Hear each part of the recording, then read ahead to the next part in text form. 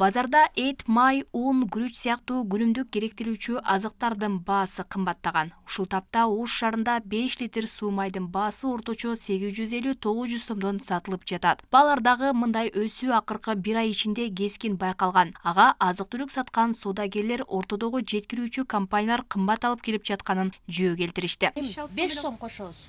Ачыгын айтканда 5 сом, максимум 10 сом кошобуз. Андан көп кошсоң уже жанагы элдерден кымбатыраак болуп калат. Ошон үчүн менде турган эң кымбат күрүч өзгөн күрүч 230 дом. 205тен алам. Немен ала элекмин? Ушул өзгөн күрүчтү 2 ай мурун алгам, ошол бойдон ала элекмин. Бирок мындай неме кылып келгенде кымбаттап элатат товарлар. Айлык акысы жана кирешеси чектелүү жарандар үчүн мындай кымбатчылык катуу сезилип жатыптыр. Бул абалда зарыл болгон азыктарды чектеп алууга туура келүүдө дешет. Эми эл көтөргөдөй акчасы балгарга аз-маз көтөрөт, бечара акчасы жокторго кыйын эле. Бир кабундун баасы 2,5 миң, 2300 болуп атса, майың 900 миң сом, 1 миңга болуп атса, каягына жеткирет? Картошка кымбат, макарон кымбат, май кымбат. Анан продукта пенсионерлерге көбүнчө керек да. Витаминдүү немелерди, тамактарды жеш керек. Onu алып жегиси келет, буну алып жегиси келет. Продукта көтөрүлгөн сайын неме болот экен да. Жетишпей калат экен да. Бала чакага жетишпейт. Окуган сайын Бирде эмес мына өзүдөн чыккан картошка, пияздар деле кымбат болуп атпайбы? Кисем кымбат экен. Ошого мурда 45 сом алда продукту баардык нерсе питание арзан болчу эле.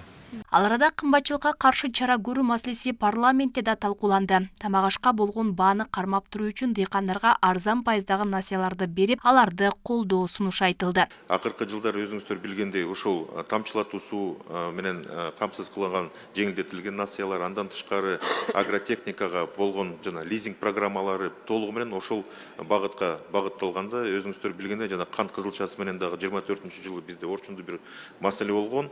Анын алкагында Қазір біз ошол өндүрүүчүлөргө РКФР алкагында да кредитный линия ачып бергенбиз. Бирок негизинен сиз белгилеп кеткен макроэкономикалык показатель бул импорттолуучу инфляция. Ал эми министрлер кабинетинин төрагасынын биринчи орун басары Данияр Амангелдиев кымбатчылыктын негизги себеби катары товарлардын 70% сырттан келгени менен түшүндүрдү. Ал негиздүү бааны оздуктоо кыйынга туруп жатыптыр. Бул жаатта аракет көрүлүп жатканын билдирди. Бул негизинен дүйнөлүк баалардын өсүшүнүн алкагында, бирок кээ бир маселелер биздин ошол ишкерлердин да спекулянттык эмелери бар да. Аларды ошол ордуна келтирип турукташтыруу алкагында жергиликтүү бийлик менен да кошо биргеликтүү ушу антимонополдук комитет өзүнүн ишин алып барат. Буга чейин Дастан Далбаевич дагы белгилеп кеткен, ушул антимонополия комитетинин кызматкерлеринин саны жетишсиз, ошого кантип жетише алат? Туура, бирок бул жерлерде ошол жергиликтүү бийликтин милдетине да киргизилген. Кыргызстан социал жактан маанилүү 9 азык-түлүктүн ичинен 3-өнү гана картошка, сүт жана жашылча менен гана өзүн камсыздай алат. Нан азыктары, мөмө жемиштер, кумшекер, өсүмдүк майы, эт азыктары жана жумуртканын 70%-ын сырттан, негизинен Орусия менен Казакстандан ташып келет. Алмагүл Байгызы, Азизбек Орозалиев, Ош ТВ.